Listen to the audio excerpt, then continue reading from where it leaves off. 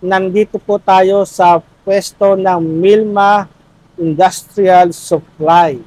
Dito po yan sa Saranay District, Gimba, Nueva Ecija. Tapat po ng Saranay Gym. Nakikita natin ang iba't ibang mga makina. Pero ang ating pong interest na malaman ay yung pong dinamo. At ito po, meron tayong makakausap head technician po ng Milma Industrial Supply. Good afternoon, sir. Good afternoon din po, sir. Ano po pangalan niyo, sir? Ako po si June Makalisang po ng Milma Industrial Supply. Ako po yung technician po dito sa Milma. Opo. Sir, bigyan mo nga kami ng ilang kaalaman hinggil po sa dinamo. Opo. Sa mga pumps po, meron po tayong jet pumps, meron din po tayong centrifugal pump, meron din po tayong pang deep well pump, kung saan mas malalim na po yung kaya niya. Apo, sa kadalasan po, ginagamit po ng mga magsasaka yung centrifugal pump dahil po yun po ay marami po yung tubig na maiaahon niya. So, meron iba't ibang klase po yung horsepower. Doon din po, pareho po yan sa jet pump at sa centrifugal. Meron po silang may 1 horsepower, may 2 horsepower.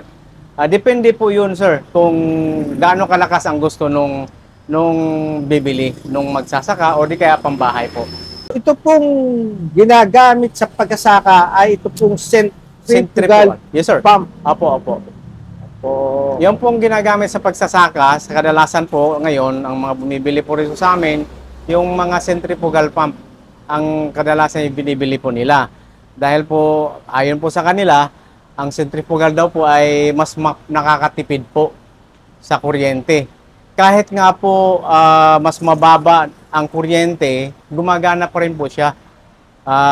Kasi po dito po sa atin, ang madalas na naririnig ko sa kanila ay minsan mahina po yung kuryente. So, yun po inaano nila. Kaya lang po, nung ginamitan nila ng centrifugal, kahit mababa ng konti yung kuryente, gumagana pa rin po siya. So, nagagamit pa rin po nila sa pagsasaka. Sir, sa centrifugal pump, ano yung kadalasang horsepower na binibili ng mga magsasaka? Nasa dalawang klase po yung napapansin ko po, yung 2 horsepower o di kaya po 3 horsepower. Kung minsan naman po, pag malaki yung tubo na ginagamit po nila, gumagamit na po sila ng 3 horsepower pero di 4 na po yung size na tubo. Meron po yung ganun. Kaya po, kung minsan pas malaki yung area na sinasaka nila, yung mas malaking tubo na po ang ginagamit po nila para mas malakas po at marami pong tubig na may ahon. Kaya, isa pang tanong ko, ano ba yung kadalasang nasisira sa dinamo? Opo, kadalasan po no, ang pinakaunang magiging napisisira is yung water seal. Yung mga water seal po niyan kasi lagi po siyang umiikot, gumagana, na yun po ay nasisira po. So, yun naman po yung napakadali lang naman pong palitan at saka po yung water seal na yun ay mura lang po. Kaya po minsan dito na lang nila dinadala kasi may mga kagamitan po kami na pang backglass ng mga water seal na hindi po masyadong nasisira yung ibang parte. At pati na rin po yung mga bearing. Kapag napapansin po nila na yung centrifugal ay medyo may ingay na, dati po talaga ang centrifugal ay tahimik lang po talaga yan ang andar niya.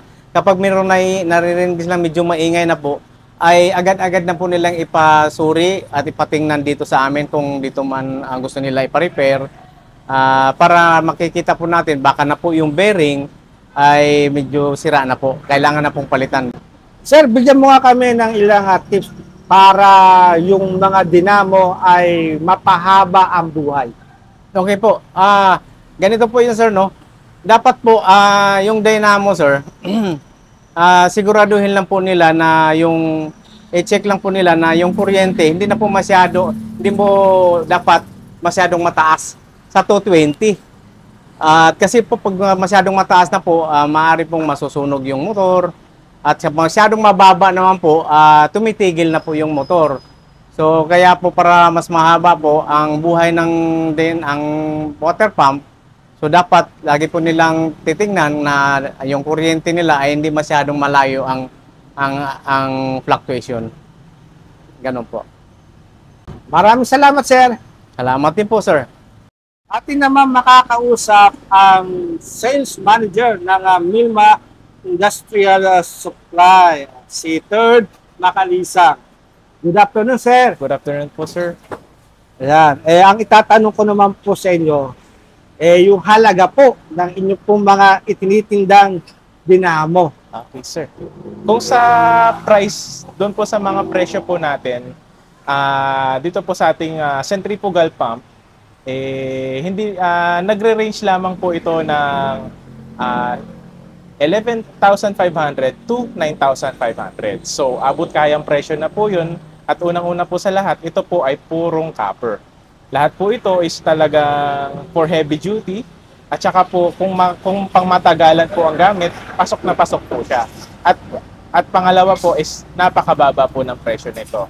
Sir, yung po nga 3 horsepower, Okay. baka magkano po ang halaga nun? Okay, sir. Kung sa 3 horsepower, sir, at 3 inches po ang diameter ng tubo, doon po nagre-range po ang 9,000. Okay? 9,000 to 8,500 pesos. So, kung naghahanap po sila ng mga pang heavy duty na brands, marami po tayong mapagpipilian dito. Tulad po ng nasabi ko, lahat po ng aming paninda na centrifugal pump is 100% copper. Okay, copper coil po siya. So, pang heavy duty, pang matagalan ang gamit. Nabanggit rin po ng ating head technician na kung sakasakali pong may sira, yung seal o yung bearing, dalhin lamang dito. Yes, sir. Yes. Libre po ba ang serbisyo?